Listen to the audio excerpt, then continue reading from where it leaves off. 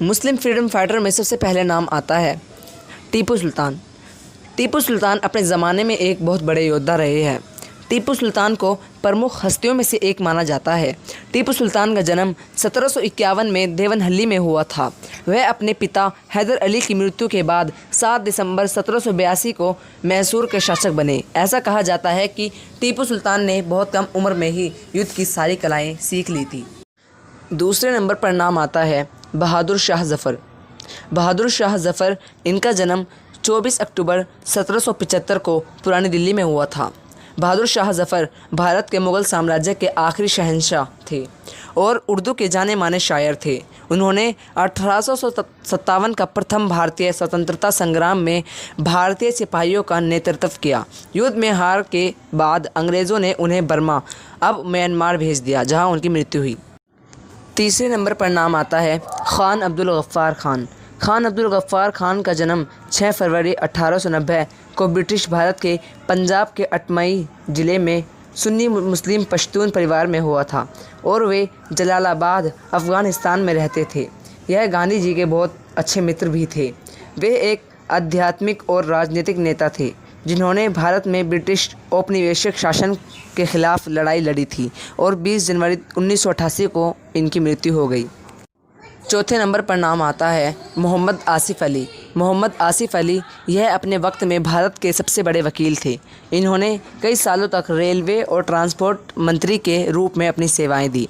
आसिफ़ अली ने भारत के पहले INA डिफेंस टीम की स्थापना की थी। यह अमेरिका में भारत के सबसे पहले राजदूत भी थे।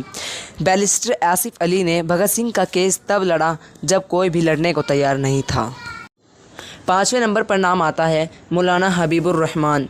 3 जुलाई 1892 को पंजाब के लुधियाना में पैदा हुए हिंदुस्तान की आज़ादी के अजीम रहनुमा मौलाना हबीबुर रहमान लुधियानवी ने इस्लाम खतरे में है के नारे के पीछे छुपे हुए स्वार्थ का खुलासा किया था।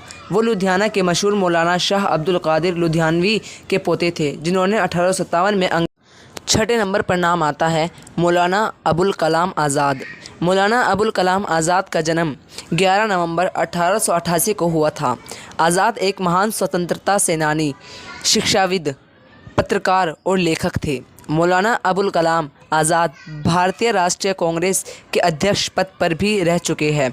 उन्हें भारत के पहले शिक्षा मंत्री के रूप में नियुक्त किया गया था और 12 फरवरी 7वें नंबर पर नाम आता है बेगम हज़रत महल।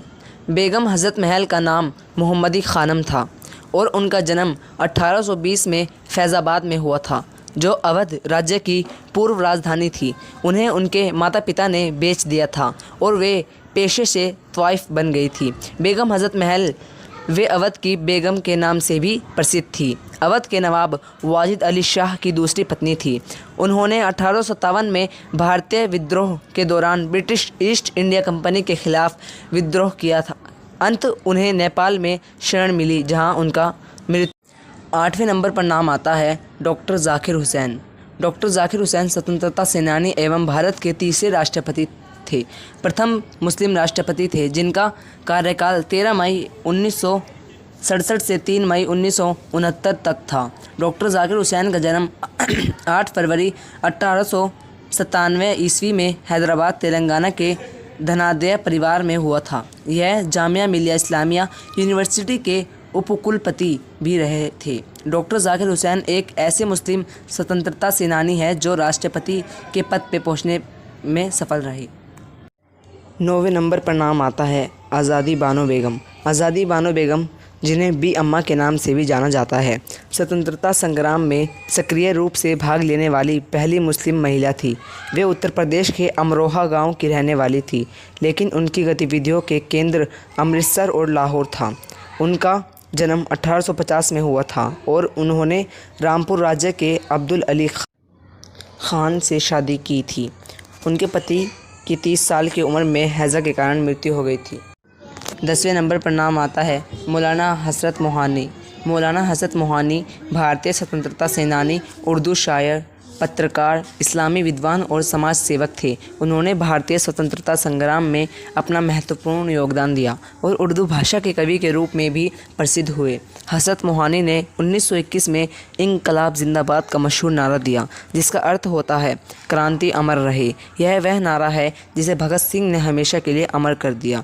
क्रांतिकारी जब भी आपस में मिलते थे, जब इसी नारे से बातचीत का आगाज़ होता था। तो दोस्तों, ये वो मुस्लिम फ्रीडम फाइटर है जिन्होंने आज़ादी की लड़ाई में मुसलमानों का नाम रोशन किया। तो दोस्तों, वीडियो कैसी लगी? वीडियो पसंद आई हो तो लाइक करो और सब्सक्राइब ज़रूर कीजिए।